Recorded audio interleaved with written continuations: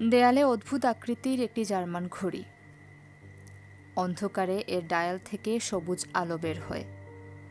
হঠাৎ ঘুম ভেঙে দেয়ালের দিকে তাকালে মনে হয় ট্রাফিক সিগন্যাল। খাটটাকে মনে হয় একটা গাড়ি সবুজ আলো পেয়ে চলতে শুরু করবে। আজও সেরকম হলো। পাশার কয়েক সেকেন্ড সময় লাগলো নিজেকে ধাতস্থ করতে। ভূতের ঘড়িটা ফেলা দরকার। এরকম ভাবতে ভাবতে সে দ্বিতীয়বার তাকালো। 2:10 বাজে। এত রাতে হঠাৎ করে ঘুম ভাঙল কেন? ঘুম ভাঙার কোনোই কারণ নেই। সে কোনো দুঃস্বপ্ন দেখেনি। কোথাও কোনো শব্দ হচ্ছে না। রান্নাঘর থেকে গ্যাস লিক করছে না। হিটিং ঠিকমতো কাজ করছে। ঘরের ভেতর আরামদায়ক উষ্ণতা। ঘুম ভাঙার কোনোই কারণ নেই। কিন্তু এই পৃথিবীতে কার্যকারণ ছাড়া কিছুই হয় না। নিউটনের ক্লাসিক্যাল মেকানিক্স তাই বলে। কাজেই কারণ কিছু একটা নিশ্চয়ই আছে, থাকতে হবে। পাশা বিছানা ছেড়ে উঠে পড়ল। বাথরুমে ঢুকে চোখে মুখে পানি ছিটালো। ফ্রিজ থেকে ঠান্ডা পানির বোতল বের করলো।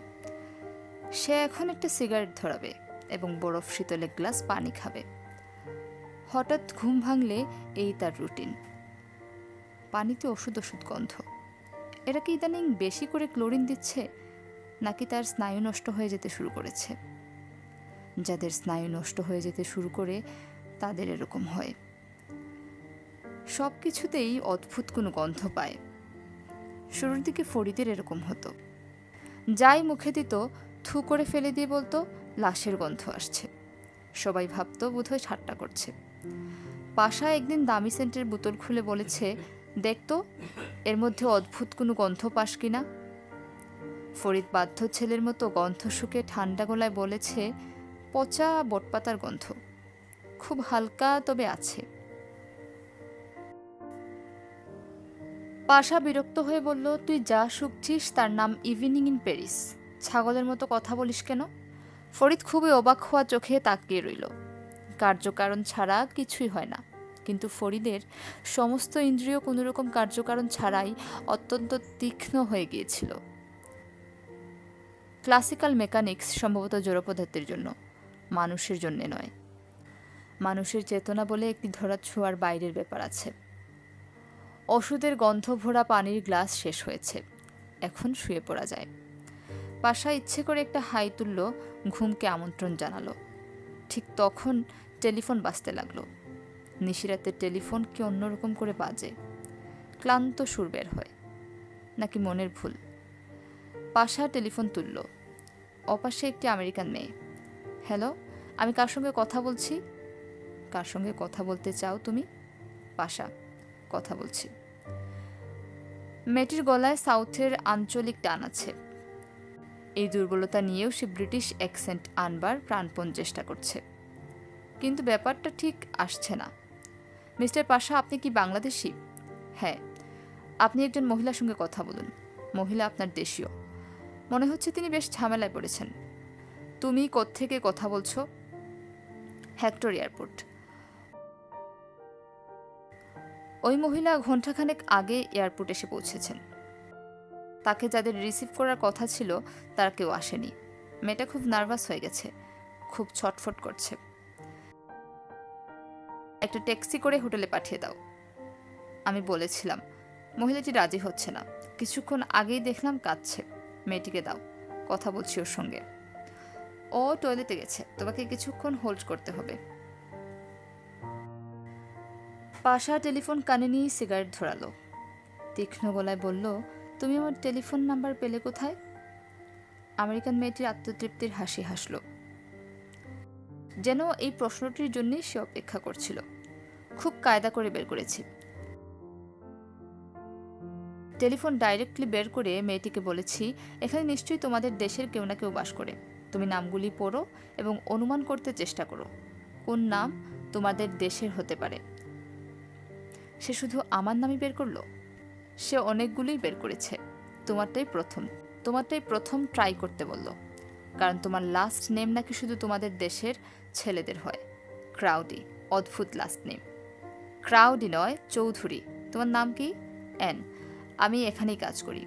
আমার ডিউটি অনেক আগেই শেষ হয়েছে, চলে যেতাম। মেয়েটির জন্য যেতে পারছি না। তোমাকে ধন্যবাদ। এখন তুমি চলে যেতে পারবে। আমি যা করণীয় করব। থ্যাঙ্কস। মেয়েটি কাঁদছিল বললে, ওর বয়স কত? খুব কম বয়স কি? বুঝতে পারছি না। এশিয়ান মেয়েদের বয়স কেউ বুঝতে পারে না। ও এসে গেছে, তুমি কথা বলো। পাশা একটি কিশোরীর গলা শুনল। থেমে থেমে ভয়ে ভয়ে বলল, হ্যালো, হ্যালো। আপনার ব্যাপারটা কি, কি হয়েছে? আপনি দয়া করে একটু আসুন। আসছি। সমস্যাটি কি? কোত্থেকে আসছেন আপনি? ঢাকা থেকে। সরাসরি তো ঢাকা থেকে আসেননি। পোর্ট অফ এন্ট্রি কোথায়? নিউ ইয়র্ক না Seattle? New York. Kennedy airport. আপনি দয়া করে আসুন। আপনার সঙ্গে কি শীতের কাপড় আছে? প্রচণ্ড ঠান্ডা বাইরে। গরম সোয়েটার আছে, মাফলার আছে, একটা ওভারকোট ছিল। ছিল মানে? এখন নেই? সুটকেসে ছিল। সেই সুটকেসটা এখন কোথায় আছে জানি না। খোঁজখবর করতে পারিনি। আমার ইংরেজি ওরা বোঝে না, আমিও ওদের কথা বুঝি না। ওদের কথা না বুঝতে পারার কারণ আছে, কিন্তু আপনার কথা ওরা বুঝবে না কেন? এখানে কী জন্য এসেছেন? US-8 প্রোগ্রামে এসেছি, 3 মাসের শর্ট ট্রেনিং ফুড টেকনোলজিতে। এয়ারপোর্টে ওদের লোক থাকার কথা, কেউ নেই। আপনার নাম কি? রেবেকা। আমার নাম রেবেকা ইয়াসমিন। আমি আসছি। 30 থেকে 35 মিনিট লাগবে। নিশ্চিন্ত হয়ে অপেক্ষা করুন। যে আমেরিকান মেয়েটির সঙ্গে প্রথম কথা বললাম, সে কি আছে না চলে গেছে? আছে এখনো। কিছু বলবেন? না। পাশা টেলিফোন নামিয়ে পার্কুলেটর চালু করলো। 1 কাপ গরম কফি না খেয়ে বের হওয়া যাবে না। ভয়ানক ঠান্ডা পড়েছে। চিল ফ্যাক্টর নিয়ে তাপমাত্রা 0-3 ডিগ্রি নিচে নেমেছে, অথচ মাত্র নভেম্বর মাস। গাড়ি চালু হলো সহজেই। ইঞ্জিন গরম করতে দিয়ে কফি নিয়ে বসলো এবং আশ্চর্য হয়ে লক্ষ্য করলো মাঝরাতের এই ঝামেলাটা তার ভালোই লাগছে। এর কারণ কি ফ্রয়েডিয়ান? একটি ছেলে বিপদে পড়ে মাঝরাতে টেলিফোন করলে পাশা নিশ্চয়ই বিরক্ত হতো। বিরক্ত হওয়াটাই স্বাভাবিক, কিন্তু এখন বিরক্তি লাগছে না, ভালোই লাগছে। পাশা লক্ষ্য করলো সে মেয়েটি সম্পর্কে যথেষ্ট কৌতূহল অনুভব করছে। কল্পনায় যে ছবিটি ভাসছে তা হচ্ছে আসমানি রঙের একটা শাড়ি গায়ে মেয়েটি শুকনো মুখে লাউঞ্জে বসে আছে। তার গায়ে লাল রঙের একটা সোয়েটার, ধবধবে সাদা রঙের মাফলারে কান মাথা ঢাকা। এই মাফলারটি বিদেশ যাত্রা উপলক্ষে তার মা কিংবা বড় বোন কিছুদিন আগেই বুনে শেষ করেছেন। মেয়েটির বয়স কত হতে পারে? গলার স্বর মিষ্টি, কিশোরীদের মতো কাঁচা। তাতে কিছুই বোঝা যায় না। অনেক বৃদ্ধা মহিলারও কিশোরীদের মতো ঋণঋণা গলা থাকে। মিসেস থমসনের বয়স প্রায় 70, কিন্তু তিনি কথা বলেন বালিকাদের গলায়। পাশা কাপড় পরতে শুরু করলো। বাইরে যাবার জন্য কাপড় পরা একটা সময় সাপেক্ষ ব্যাপার। থার্মাল আন্ডারওয়্যার, গরম পুলোভারের উপর পার্কা, কান ঢাকা টুপি। মেয়েটির জন্য গরম কাপড় নিয়ে যেতে হবে। 0 ডিগ্রির নিচে তাপমাত্রা সম্পর্কে এদের কোনো ধারণা নেই। বাইরে বের হলে প্রথম কিছুক্ষণ মনে হবে এমন কিছু ঠান্ডা তো নয়, তারপরই স্নায়ুতে প্রচণ্ড একটা ধাক্কা লাগবে, বুক ব্যথা করতে শুরু করবে। পাশা গাড়ি স্টার্ট দিয়ে মেয়েটি সম্পর্কে একটি ছবি দাঁড় করাতে চেষ্টা করলো। ফরিদের ভাষায় অ্যানালাইটিক্যাল রিজনিং ব্যবহার করে সিদ্ধান্তে যাওয়া। রেবেকা নামের মেয়েটির বয়স অল্প হবার কোনো সম্ভাবনা নেই। US-8 প্রোগ্রাম, কাজেই সে কৃষি বিভাগে কাজ করে। এসব স্কলারশিপ সিনিয়রিটি দেখে দেয়া হয়, কাজেই মেয়েটি যথেষ্ট সিনিয়র। মেয়েটি বিবাহিত, কারণ একটি অবিবাহিত মেয়েকে মা বাবা কিছুতেই একা একা এতদূর পাঠাবেন না। সে একজন বিশাল দেহী মহিলা, কারণ তার গলার স্বর মিষ্টি। ভারী মানুষদের গলা সাধারণত মিষ্টি হয়। ভোকাল কর্ডের সঙ্গে শরীরের মেয়েদের একটি সম্পর্ক আছে। নিম্ন মধ্যবিত্ত ঘরের মেয়ে, কারণ শীতের দেশে আসছে বলেই তারা একটি মাফলার বুনে দিয়েছে। এসব জায়গায় শীত সম্পর্কে এদের কোনো ধারণা নেই।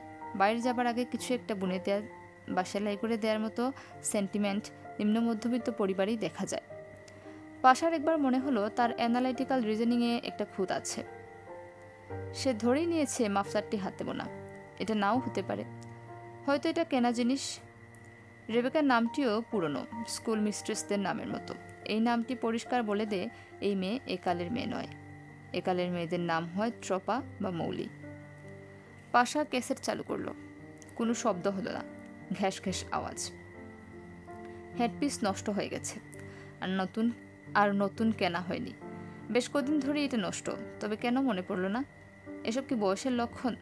38 বছর বয়স কি খুব একটা বেশি বয়স? এদেশের জন্য নিশ্চয়ই নয়। মানুষের আয়ু বেড়ে গেছে, সুষম খাদ্য, চিকিৎসা, উন্নত জীবনযাত্রা, মানুষের আয়ু সভ্য দেশগুলিতে বাড়তেই থাকবে এবং একসময় মানুষ হয়তো অমর হয়ে যাবে। বইপত্রের অমরতা নয়, সত্যিকার অমরত্ব, এটার্নাল লাইফ। দৈত্যের মতো একটা ট্রাক বাতাস কাঁপিয়ে শোষ করে আসছে, হর্ন দিয়েছে, ওভারটেক করতে চায়। কয়েক মুহূর্তের জন্য পাশার মনে হলো তার পুরনো মরিস মাইনরটি ট্রাকের গায়ে তুলে দিলে কেমন হয়। চিন্তার মুহূর্তের জন্য হলেও এর জন্ম চেতনার গভীরে। অমরত্বের পাশাপাশি সব মানুষের মধ্যেই বোধহয় থাকে মৃত্যুর জন্যে আকাঙ্ক্ষা। মানুষের মতো বিচিত্র প্রাণী কি আর আছেই নক্ষত্রপুঞ্জে? পাশা সরে গিয়ে ট্রাকটিকে পাস করবার জন্য অনেকখানি জায়গা করে দিল। ছুটন্ত দানবের গা থেকে বাতাসের ধাক্কা লাগলো মরিস মাইনরে। পাশা ছোট একটি নিঃশ্বাস ফেলল। আমাদের কর্মকাণ্ড সমস্তই অমরত্বের জন্যে। সবাই অবিনশ্বর হতে চাই। আমরা আমাদের ছায়া রেখে যেতে চাই ছেলে মেয়েদের মধ্যে। মাইকেল অ্যাঞ্জেলোর পাশাপাশি বাংলাদেশের গ্রামের অখ্যাত কারিগরও মাটির তাল হাতে নিয়ে মূর্তি গড়ে। এরা কেউ থাকবে না। মাইকেল অ্যাঞ্জেলোর ডেভিড থাকবে, গ্রাম্য ভাস্করের মাটির মূর্তিটিও থাকবে। অমরত্ব, এটার্নাল লাইফ, মাই ফুট। পাশা বিড়বিড় করতে লাগলো। সব কিছু তার কাছে কেমন যেন এলোমেলো লাগছে। দুপাশে বিস্তীর্ণ মাঠ, বরফে ঢেকে আছে চারদিক। আকাশ ঝলমল করছে, অসংখ্য তারা আকাশে। নক্ষত্রের আলোয় বরফ ঢাকা প্রান্তর আলো হয়ে আছে। এই আলো মানুষের মনে শূন্যতা বুঁদে দেয়, ভয় পাইয়ে দেয়। পাশার গাড়ির বেগ বাড়তেই থাকলো। পুরনো গাড়ি, ঝমঝম শব্দ হচ্ছে। হাইওয়ে পেট্রোলের কেউ এসে এক্ষুনি হয়তো আলো ফেলবে তার সাইড মিররে। গাড়ি থেকে নামিয়ে বুঝতে চেষ্টা করবে এই লোকটি মদ খেয়ে গাড়ি চালাচ্ছে কিনা। তারপর ঠান্ডা গলায় বলবে, তুমি কত মাইল বেগে গাড়ি চালাচ্ছ তা কি জানো? জানি। কেন চালাচ্ছ? সে হেসে বলবে, নক্ষত্রের রাতে সব কেমন এলোমেলো হয়ে যায় অফিসার। অফিসার তাকাবে তীক্ষ্ণ চোখে। আমেরিকানরা হেয়ালি ধরনের কথাবার্তা পছন্দ করে না।